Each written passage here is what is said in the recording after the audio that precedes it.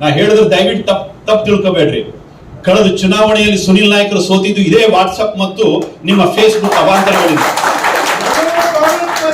ಪ್ರಥಮವಾಗಿ ಇಲ್ಲಿಯ ಶಕ್ತಿಪೀಠಕ್ಕೆ ಅನಂತ ಪ್ರಣಾಮಗಳನ್ನು ಸಲ್ಲಿಸ್ತಾ ಬೆಳಗ್ಗೆ ಮಹಾಶಕ್ತಿ ಕೇಂದ್ರದ ಲೋಕಸಭಾ ಚುನಾವಣಾ ತಯಾರಿಯ ಪ್ರಥಮ ಸಭೆಯ ವೇದಿಕೆ ಮೇಲೆ ಆಸೀನರಾಗಿರ್ತಕ್ಕಂಥ ನಮ್ಮೆಲ್ಲರ ನೆಚ್ಚಿನ ನಾಯಕರು, ನನ್ನ ಗುರುಗಳಾಗಿರ್ತಕ್ಕಂಥ ಅನಂತ್ ಕುಮಾರ್ ಹೆಗಡೆಜಿ ಅವರೇ, ಜಿಲ್ಲಾ ಅಧ್ಯಕ್ಷರಾಗಿರ್ತಕ್ಕಂಥ NS ಹೆಗಡೆ ಸರ್ ಅವರೇ, ಈಗಾಗಲೇ ನೂತನವಾಗಿ ತಾಲೂಕಾ ಅಧ್ಯಕ್ಷರಾಗಿರ್ತಕ್ಕಂಥ ಲಕ್ಷ್ಮೀನಾರಾಯಣ ನಾಯ್ಕರವರೇ, ದೀಪಕ್ ನಾಯ್ಕರವರೇ, ಶ್ರೀಕಾಂತ್ ನಾಯ್ಕರವರೇ, ಚಂದ್ರು ಎಸ್ಲೆ ಅವರೇ, ನಮ್ಮ ಜಿಲ್ಲೆಯರಾಗಿರ್ತಕ್ಕಂಥ ಸುಬ್ರಾಯ ದೇವಡಿಗ ಅವರೇ, ಎರಡು ಪ್ರಧಾನ ಕಾರ್ಯದರ್ಶಿಗಳು, ವೇದಿಕೆ ಮೇಲೆ ಆಸೀನರಾಗಿರ್ತಕ್ಕಂಥ ಎಲ್ಲ ಪದಾಧಿಕಾರಿಗಳಿಗೂ ಸೇರಿರ್ತಕ್ಕಂಥ ನನ್ನೆಲ್ಲ ಕಾರ್ಯಕರ್ತ ಬಂಧುಗಳಿಗೂ, ಬೂತ್ ಮಟ್ಟದ ಅಧ್ಯಕ್ಷರಿಗೂ, ಎಲ್ಲ ಹಿರಿಯರಿಗೂ ಈ ಕಾರ್ಯಕ್ರಮಕ್ಕೆ ನಾನು ಸ್ವಾಗತವನ್ನ ಬಯಸ್ತಾ,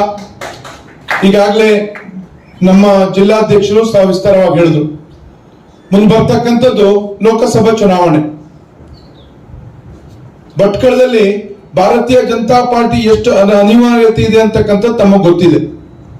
ಹಾಗೆ ಜಿಲ್ಲೆಗೂ ಸಹ ಭಾರತೀಯ ಜನತಾ ಪಾರ್ಟಿ ಎಷ್ಟು ಅನಿವಾರ್ಯತೆ ಅಂತಕ್ಕಂಥದ್ದು ತಮ್ಮೆಲ್ಲರಿಗೂ ಕಾರ್ಯಕರ್ತರು ಗೊತ್ತಿರ್ತಕ್ಕಂಥದ್ದು. ನಾವು ಭಟ್ಕಳದಿಂದ ಪ್ರಾರಂಭ ಮಾಡಿದ್ರೆ ಭಾರತೀಯ ಜನತಾ ಪಾರ್ಟಿ ಯಾಕೆ ಗೆಲ್ಲಬೇಕು ಭಟ್ಕಳದಲ್ಲಿ ಅಂತಕ್ಕಂಥದ್ದು ತಮಗೆಲ್ಲರಿಗೂ ವಿವರಣೆ ಮಾಡ್ತಕ್ಕಂಥದ್ದು ಅತಿಶಯ ಅಲ್ಲ ಅಂತ ಅನಿಸ್ತದೆ. ಯಾಕಂದ್ರೆ ತಾವೆಲ್ಲರೂ ಅದರಿಂದ ಬೆಂದು ಬಂದಿರ್ತಕ್ಕಂಥ ಕಾರ್ಯಕರ್ತರು ನಮ್ದು. ನನ್ನ ವಿನಂತಿ ಇಷ್ಟೇ, ಇವತ್ತು ಕೇಂದ್ರ ಸರ್ಕಾರ ಎಷ್ಟು ಅನುದಾನಗಳನ್ನ ಕೊಟ್ಟಿದೆ, ಯಾವ ರೀತಿ ಯೋಜನೆಗಳನ್ನ ಕೊಟ್ಟಿದೆ, ಯಾರು ಊಹಿಸ್ಲಿಕ್ಕೆ ಸಾಧ್ಯ ಇಲ್ಲ. ರಾಮ ಮಂದಿರ ಕಟ್ತೇವೆ ಅಂತಕ್ಕಂಥ ಒಂದು ಸಂಕಲ್ಪದಿಂದ ಇವತ್ತು ಭವ್ಯವಾಗಿರ್ತಕ್ಕಂಥ ದೇವಸ್ಥಾನ ಎಲ್ಲೋ ಕನಸು ಕಾಣಬೇಕಿತ್ತು ನಾವು. ಆ ಕನಸನ್ನ ನನಸು ಮಾಡಿರ್ತಕ್ಕಂಥವ್ರು ಕೇಂದ್ರ ಸರ್ಕಾರ. ನಾವು ಅವರ ಅನೇಕ ಯೋಜನೆಗಳಿದೆ, ಅದನ್ನ ಮನೆ ಮನೆಗೆ ಜನರಿಗೆ ತಿಳಿಸುವಂತ ಕೆಲಸ ನಮ್ಮ ಕಾರ್ಯಕರ್ತರು ಮಾಡಬೇಕಾಗಿದೆ. ನಮ್ಮ ಕಾರ್ಯಕರ್ತರು ಇವತ್ತು ಬೇರೆ ಪಕ್ಷದವರು ಕೇಂದ್ರ ಸರ್ಕಾರದ ಯೋಜನೆಗಳನ್ನ ಹೇಳಿಕ್ ಬಯಸುವುದಿಲ್ಲ. ಬೇರೆ ಪಕ್ಷದಲ್ಲಿರ್ತಕ್ಕಂಥವ್ರು ಯೋಜನೆಗಳ ಬಗ್ಗೆ ತಿರುಚಿ ಹೇಳುವಂತ ಕೆಲಸ ಮಾಡ್ತಾರೆ. ನಮ್ಮ ಕಾರ್ಯಕರ್ತರು ಹೇಳಿದಾಗ ಮಾತ್ರ ಎಲ್ಲಾ ಕಡೆಗೂ ನಾವು ಮಾಡಿದ್ದೇವೆ. ಪ್ರಚಾರ ಕೊಡ್ತಕ್ಕಂಥದ್ದಲ್ಲ, ಅದನ್ನ ಮನವರಿಕೆ ಮಾಡುವಂತ ಕೆಲಸ ನಾವು ಕಾರ್ಯಕರ್ತರು ಮಾಡಬೇಕಾಗಿದೆ. ಎಷ್ಟೋ ಯೋಜನೆಗಳು ಇವತ್ತು ಯಾರು ಬಂದು ನಿಲ್ತಕ್ಕಂಥ ವ್ಯವಸ್ಥೆ ಇಲ್ಲಾಗಿತ್ತು.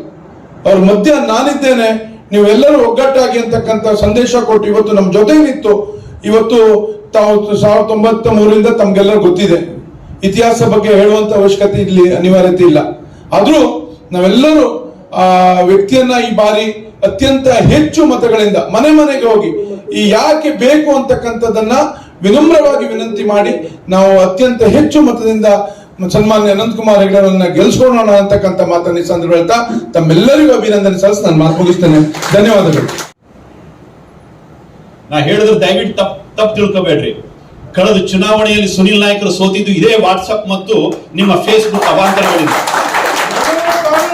ಬೇರೆ ಯಾರು ಬೇಕಿರಲಿಲ್ಲ ಭಟ್ಕಳದಲ್ಲಿ ಗೆಲ್ಲಿಸಲಿಕ್ಕೆ. ಭಟ್ಕಳದ ಯುವಕರೇ ಗೆಲ್ಲಿಸ್ತಿದ್ರು. ಫೇಸ್ಬುಕ್ ಮತ್ತು ವಾಟ್ಸಪ್ ಗಳ ಅವಾಂತರ ಇವತ್ತು ಮಾಜಿ ಆಗಿದೆ. ಫೇಸ್ಬುಕ್ ವಾಟ್ಸಪ್ ನಲ್ಲಿ ದೊಡ್ಡ ಪೋಸ್ಟ್ ಗಳನ್ನು ಬರೆಯದೆ ಪುರುಷಾರ್ಥ ಅಂತ ಅನ್ಕೊಂಡಿದ್ರೆ ಖಂಡಿತವಾಗಿ ನಿಮ್ಮ ಭ್ರಮೆ ಕಂಡ್ರಿ, ಹಾಳು ಮಾಡಿದಿರಿ ಭಟ್ಕಳವನ್ನ. ಇವತ್ತು ಮತ್ತೊಬ್ಬರ ಕೈನಲ್ಲಿ ಕೊಟ್ಟಿದ್ರಿ. ನಿಮ್ಮ ಅವಾಂತರಗಳು ಇಲ್ಲ ಅಂತಂದ್ರೆ ಇವತ್ತು ಶಾಸಕರಾಗಿರ್ತಿದ್ರು ಸುನಿಲ್ ನಾಯ್ಕರು. ಯಾರು ಬರ್ಬೇಕಾಗಿರ್ಲಿಲ್ಲ, ನಾನು ಬರ್ಬೇಕಾಗಿರ್ಲಿಲ್ಲ, ಯಾರು ಬರ್ಬೇಕಾಗಿರ್ಲಿಲ್ಲ. ಅವರು ಶಾಸಕರಾಗಿ ಇವತ್ತು ಕುತ್ಕತ್ತಿದ್ರು. ಈ ಅವಾಂತರಗಳನ್ನ ಸೃಷ್ಟಿ ಮಾಡದೇ ಇದ್ರೆ ಅತಿ ಬುದ್ಧಿವಂತಿಕೆ, ಅತಿಯಾಗಿರತಕ್ಕಂಥ ಒಂದು ರೀತಿ ಚಟ, ಸೋಷಿಯಲ್ ಮೀಡಿಯಾ ಚಟ. ಈ ಚಟದ ಪರಿಣಾಮವಾಗಿ ಇವತ್ತು ಮಾಜಿಗಳಾಗಿದ್ದಾರೆ. ತುಂಬಾ ಮಂದಿ ನಮ್ಮ MLAಗಳು ಮಾಜಿಗಳಾಗಿರುವುದು ಇಂಥವರಿಂದಲೇ. ದಯವಿಟ್ಟು ಅಂಥವ್ರ ಬಗ್ಗೆ ಬಹುತೇಕ ಪ್ರಜ್ಞಾವಂತರಿಗೆ ಎಲ್ಲರಿಗೂ ಗೊತ್ತಿದೆ ಏನೇನು ನಡೀತಾ ಇದೆ, ಹೇಗಾಗತ್ತೆ, ರಾಜಕಾರಣ ಏನು, ಅದರ ವ್ಯಾಪ್ತಿ ಏನು ಅನ್ನುವಂಥದ್ದು ಬಹುತೇಕ ತುಂಬಾ ಜನರಿಗೆ ಗೊತ್ತಿದೆ. ಅದ್ರ ಬಗ್ಗೆ ನಾವೇನು ಹೇಳಬೇಕಾಗಿಲ್ಲ. ಆದ್ರೆ ಒಂದು ಅಂಶವನ್ನ ಗಮನದಲ್ಲಿಡಿ. ಮೇಲ್ಗಡೆ ಇರತಕ್ಕಂಥ ನಾಯಕರು ಇರ್ಬೋದು, ಕೆಳಗಡೆ ಇರತಕ್ಕಂಥ ನಾಯಕರು ಇರ್ಬೋದು, ಈ ಸಾಮಾಜಿಕ ಜಾಲತಾಣದ ಚಟದಿಂದ ಹೊರಗಡೆ ಬರದೇ ಇದ್ರೆ ಬೇಕು, ಅದು ಆರೋಗ್ಯಕರವಾಗಿರ್ಬೇಕು. ಅದು ಇಲ್ಲ ಅಂತಂದ್ರೆ ಭಟ್ಕಳದಲ್ಲಿ ಮತ್ತೆ ಯಾರು ಕೂಡ ಬಿಜೆಪಿಯಿಂದ ಶಾಸಕರ ಆಗೋದಿಲ್ಲ. ದೇವಸ್ಥಾನದಲ್ಲಿ ಹೇಳ್ತಾ ಇದ್ದೀನಿ, ಬರೆದಿಟ್ಕೊಂಡು. ನನಗೇನು ಕಲ್ಪನೆ ಇಟ್ಕೊಂಡು ಬಂದವನಲ್ಲ, ನಾನು ಭ್ರಮೆಯಲ್ಲಿ ಇಟ್ಕೊಂಡು ಬಂದವನಲ್ಲ. ನಾನೇ MP ಇರಬೇಕು. ಗೆದ್ದ ಮೊದಲನೇ ದಿವಸದಿಂದನೂ ಹೇಳ್ತಾ ಇದ್ದೀನಿ, ರಾಜಕಾರಣಿಯಾಗಿ ಹುಟ್ಟಿಲ್ಲ, ರಾಜಕಾರಣಿಯಾಗಿ ಸಾಯುವುದಿಲ್ಲ ಅಂತ. ನಾನೇನು ಪರ್ಮನೆಂಟ್ ಆಗಿರ್ಬೇಕಂತ ಬಂದವ ಅಲ್ಲೇ ಅಲ್ಲ. ಆದ್ರೆ ಹುಚ್ಚು ಚಟ ಇದೆಯಲ್ಲ, ಮತ್ತೊಬ್ಬರ ತೇಜೋವಧೆ ಮಾಡ್ತಕ್ಕಂಥದ್ದು, ಮತ್ತೊಬ್ಬರನ್ನ ಕೊಲೆ ಮಾಡ್ತಕ್ಕಂಥ ರಾಜಕಾರಣ ಇದೆಯಲ್ಲ ಸೋಷಿಯಲ್ ಮೀಡಿಯಾಗಳಲ್ಲಿ, ಅದರ ಪರಿಣಾಮ ಇವತ್ತು ಸುನಿಲ್ ನಾಯ್ಕರು ಇವತ್ತು ಮಾಜಿ ಆಗಿದ್ದಾರೆ. ದಯವಿಟ್ಟು ಇದರ ಅರ್ಥವನ್ನು ಮಾಡ್ಕೋಬೇಕು. ನಮಗೆ ನಾವು ಕಂಡೀಷನ್ ಹಾಕೊಂಡಿಲ್ಲ, ನಮಗೆ ನಾವು ಕಂಟ್ರೋಲ್ ಮಾಡ್ಕೊಂಡಿಲ್ಲ, ಮತ್ತು ಸರಿಯಾದಂತಹ ದಾರಿಯಲ್ಲಿ ಏನೋ ನಡೆದಿದೆ ಆಗಿದೆ, ಪುನಃ ಎಲ್ಲರೂ ಒಟ್ಟಾಗಿ ಹೋಗ್ಬೇಕು. ಇದೊಂದು ದೊಡ್ಡ ಚುನಾವಣೆ. ಆದದ್ದನ್ನೆಲ್ಲ ಹೊಟ್ಟೆಗೆ ಹಾಕೊಂಡು ಇವತ್ತು ಹೋಗಬೇಕು. ಮುಂದಿನ ಚುನಾವಣೆಗೆ ಇದನ್ನ ಒಂದು ಮೈಲಿಗಲ್ಲು ಅಂತ ಭಾವಿಸ್ಬೇಕು. ಎದ್ದು ನಿಂತ್ಕೋಬೇಕು, ವಾಪಸ್ ಮತ್ತೆ ಎದ್ದು ನಿಂತ್ಕೋಬೇಕು. ಈ ಕೆಲಸ ನಾವು ಮಾಡಿದ್ರೆ ಮಾತ್ರ ಭಟ್ಕಳದಲ್ಲಿ ಬಿಜೆಪಿ ಭವಿಷ್ಯ ಇದೆ ಕಣ್ರಿ. ಅದಿಲ್ಲ ಅಂತಂದ್ರೆ ಕಪ್ಪೆ ತುಲಾಭಾರ ಆಗತ್ತೆ. ಭಟ್ಕಳದ ಇವತ್ತಿನ ರಾಜಕಾರಣದ ಪರಿಸ್ಥಿತಿ ಕಪ್ಪೆಯ ತುಲಾಭಾರ ಆಗುತ್ತೆ. ಯಾರಾದ್ರೂ ಒಬ್ರು ಮುಂದೆ ಹೋದ್ರು ಅಂತಂದ್ರೆ 10 ಮಂದಿ ಕಾಲು ಹಿಡಿದು ಜಗ್ಗುದು. ಅವ ಎಂತ ಕಡಿದಿದ್ದ ಹಣೆ ಬರ. ನಿನ್ನೆ ಮೊನ್ನೆ ಇಲ್ಲಿ ಕಸ ಗುಡಿಸ್ತಾ ಇದ್ದ, ಇವತ್ತು ದೊಡ್ಡ MLA ಕ್ಯಾಂಡಿಡೇಟ್ ಅಂತ. ಇದೇ ತರ ಮಾತಾಡೋ ಸ್ಟೈಲ್ ಇದೆಯಲ್ಲ, ನನಗೇನಾಗ್ಬೇಕಾಗಿಲ್ಲ. ನನ್ನ ವಯಸ್ಸಿನ ಬಹುತೇಕ ಅರ್ಧಕ್ಕಿಂತಲೂ ಜಾಸ್ತಿ ಭಾಗ ಮುಗಿದೋಗಿದೆ. 6 ಸರಿ MP ಮಾಡಿದ್ರಿ, ಮತ್ತೇನ್ರಿ ಬೇಕು? ಇನ್ ಏನ್ರಿ ನಾನು ನಿರೀಕ್ಷೆ ಮಾಡ್ಲಿ? ಇನ್ ಏನ್ರಿ ಕೇಳಲಿ? ಅನಿವಾರ್ಯತೆಯಿಂದ ಇವತ್ತು ನಾವು ಬಂದು ಇಲ್ಲಿ ಚುನಾವಣೆಗೆ ನಿಂತ್ಕೋಬೇಕಾಗಿದೆ. ಖಂಡಿತವಾಗಿ ಹೇಳಿದ್ದೇನೆ, ಸುನಿಲ್ ನಾಯ್ಕರಿಗಂತೂ ಬಹುತೇಕ ತುಂಬಾ ಸರಿ ಬೇಸರ ಆಗಿತ್ತು. ದೀಪಗಣ್ಣ, ಸುನಿಲ್ ನಾಯ್ಕರು, ಬಹುತೇಕ ನಮ್ಮ ಕಾರ್ಯಕರ್ತರು ಎಷ್ಟೋ ಮಂದಿ ಭಟ್ಕಳದವ್ರು ಬಂದಿದ್ರು, ಎಲ್ಲರಿಗೂ ಬೇಸರ ಆಗಿದೆ. ಬರಬೇಡ್ರಿ ರಾಜಕಾರಣಕ್ಕೆ, ನಾವು ಬರುದಿಲ್ಲ ಚುನಾವಣೆಗೆ ಅಂತ ಹೇಳಿದ್ದೆ. ನಂಗೆ ಆಗುದಿಲ್ಲ, ನನ್ನ ಹತ್ರ ಆಗುದೇನೆ ಇಲ್ಲ, ನನ್ನ ಹತ್ರ ಚುನಾವಣೆ ಮಾಡುವುದಿಲ್ಲ ನಾನು ಅಂತಾನೆ ಹೇಳಿದ್ದೆ ಅಲ್ವಾ? ಅದ್ ಏನೋ ಮತ್ತೆ ವಾಪಸ್ ಗಾಡಿ ಹೊರಟಿದೆ, U-turn ತಗೊಂಡು ಹೊರಟಿದೆ. ಯಾರಾದ್ರೂ ಉತ್ತರ ಕುಮಾರರು ಮತ್ತೆ ಚುನಾವಣೆಗೆ ನಿಲ್ಲುವಂತವ್ರು ಇದ್ರೆ ಖಂಡಿತವಾಗಿ ಬರ್ಲಿಕ್ಕೆ ಕಂಡಿಲ್ಲ. ಖಂಡಿತ ಬಿಟ್ಕೊಡ್ಲಿಕ್ಕೆ ನಾನಂತೂ ರೆಡಿ ಇದೆ. ಯಾರಾದ್ರೂ ಉತ್ತರ ಕುಮಾರರಿದ್ರೆ ಹೇಳ್ರಿ. ಅಷ್ಟು ಸುಲಭದಲ್ಲ ರಾಜಕಾರಣ, ಅಷ್ಟು ಸುಲಭದಲ್ಲಿಲ್ಲ ರಾಜಕಾರಣ. ಎಲ್ಲರೂ ರಾಜಕಾರಣ ಮಾಡ್ಬಿಡ್ತಿದ್ರು. ರಾಜಕಾರಣ ಅಷ್ಟು ಸುಲಭ ಅಂತ ಆಗಿದ್ದಿದ್ರು. ಈ ಕ್ಷೇತ್ರದ ಅರಿವೇ ಇಲ್ಲದೆ ಇರತಕ್ಕಂಥ ಜನ ಇವತ್ತು ಪಾರ್ಲಿಮೆಂಟಿನ ಬಗ್ಗೆ ಚರ್ಚೆ ಮಾಡ್ತಾರೆ. ಈ ಕ್ಷೇತ್ರದ ಅರಿವೇ ಇಲ್ಲ. ಕಿತ್ತೂರು ಖಾನಾಪುರ ಎಲ್ಲಿದೆ ಅಂತ ಗೊತ್ತಿಲ್ಲ. ಮ್ಯಾಪ್ ನಲ್ಲಿ ತೋರಿಸು ಅಂತಂದ್ರೂ ತೋರಿಸ್ಲಿಕ್ಕೆ ಬರುದಿಲ್ಲ. ಅಂಥವರೆಲ್ಲ ಇವತ್ತು ರಾಜಕಾರಣದ ಬಗ್ಗೆ ಮಾತಾಡ್ತಾರೆ.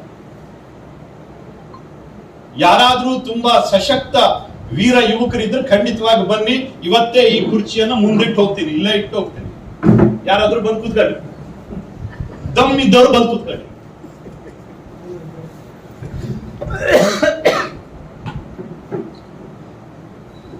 ಸ್ವಾಮಿ, ಚುನಾವಣೆಯನ್ನು ಗೆಲ್ಲಬೇಕು. ನಾವು ಚುನಾವಣೆಯನ್ನು ಗೆಲ್ಲಬೇಕು. ಆಷಾಢಭೂತಿತನದಿಂದ ಚುನಾವಣೆಯನ್ನು ಗೆಲ್ಲಿಕ್ಕೆ ಆಗುದಿಲ್ಲ. ಚುನಾವಣೆ ಇದೊಂದು ನಿಜವಾದಂತ ಅರ್ಥದಲ್ಲಿ ಯುದ್ಧ ಇದೆ, ಡೆಮೋಕ್ರೆಟಿಕ್ ವಾರ್. ಒಂದೊಂದು ವೋಟ್ ಕೂಡ ಇಂಪಾರ್ಟೆಂಟ್ ಆಗುತ್ತೆ. ಯಾವನೋ ಒಬ್ಬರನ್ನು ನೋಡ್ಕೊಂಡು ಅವನ ಹತ್ರ ಎಷ್ಟು ಓಟ್ ಇದೆಯಾ, ರವಿ ಅವನ ಹತ್ರ ಎಷ್ಟು ಓಟ್ ಇದೆ, ಅವ ಎಂತ ಮಾಡುವ, ಈ ಅಕ್ಕನ ಹತ್ರ ಎಷ್ಟು ಓಟ್ ಇದೆ, ಇದೇ ಮಾತಿದೆಯಲ್ಲ. ಒಂದೊಂದೇ ಓಟುಗಳು ಕಟ್ ಆಗ್ತವೆ. ಒಂದೊಂದೇ ಓಟುಗಳು ಕಟ್ ಆಗ್ತವೆ. ನಾನು ಸೋಲಿಕ್ಕೆ ಜಾಸ್ತಿ ಓಟ್ ಬೇಕಿಲ್ಲ ಕಣ್ರಿ, ಒಂದೇ ಓಟ್ ಸಾಕು. ನಾನು ಸೋಲಿಕ್ಕೆ ಒಂದೇ ಓಟ್ ಸಾಕು. ಈ ಉಡಾಫಿಯ ಮಾತಿದೆಯಲ್ಲ, ಅವನ ಹತ್ರ ಎಷ್ಟು ಓಟ್ ಇದೆ, ಅವ ಎಂತ ಮಾಡುವ, ಅವ ಎಂತ ಕಡಿತ. ಈ ಉಡಾಫೆಯ ಮಾತುಗಳೇ ನಮ್ಮನ್ನ ಸೋಲಿಸ್ಲಿಕ್ಕೆ ಕಾರಣ ಆಗ್ತವೆ. ಮತ್ತೆ ಈ ತರ ಸ್ವಭಾವ ಇದ್ದವರು ಖಂಡಿತವಾಗಿ ಗೆಲ್ಲುವುದಿಲ್ಲ ಚುನಾವಣೆ.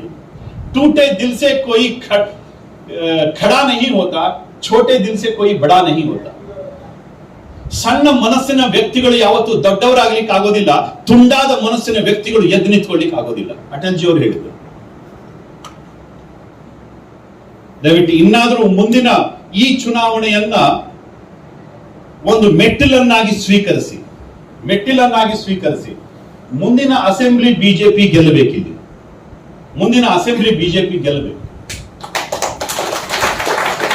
ಇದಕ್ಕೆ ಬೇಕಾಗಿರೋ ಫೌಂಡೇಶನ್ ಸ್ಟೋನ್ ಈ ಚುನಾವಣೆಯಿಂದನೇ ಹಾಕೊಂಡು ಹೋಗ್ಬೇಕು. ನಾವೇನ್ ಪರ್ಮನೆಂಟ್ ಅಲ್ಲ, ಗೊತ್ತಿರಲಿ. 100% ಮೊದಲೇ ಹೇಳಿದ್ದೆ, ಈಗಲೂ ಮತ್ತೊಮ್ಮೆ ಹೇಳ್ತಾ ಇದ್ದೀನಿ, ದೇವಸ್ಥಾನದಲ್ಲೇ ಹೇಳ್ತಾ ಇದ್ದೀನಿ ನಾನು, ರಾಜಕಾರಣಿಯಾಗಿ ಹುಟ್ಟಿಲ್ಲ, ರಾಜಕಾರಣಿಯಾಗಿ ಸಾಯುವುದಿಲ್ಲ. ಈ ರಾಜಕಾರಣದ ಅನಿವಾರ್ಯತೆಯೂ ನಮಗಿಲ್ಲ. ನಮ್ಮ ಆರ್ಕೆ ಟಿವಿ ಸದೃಢ ಸಮಾಜಕ್ಕಾಗಿ. ಈ ಕಾರ್ಯಕ್ರಮ ತಮಗೆ ಇಷ್ಟವಾದಲ್ಲಿ ದಯವಿಟ್ಟು ಸಬ್ಸ್ಕ್ರೈಬ್ ಮಾಡಿ, ಲೈಕ್ ಮಾಡಿ, ಶೇರ್ ಮಾಡಿ.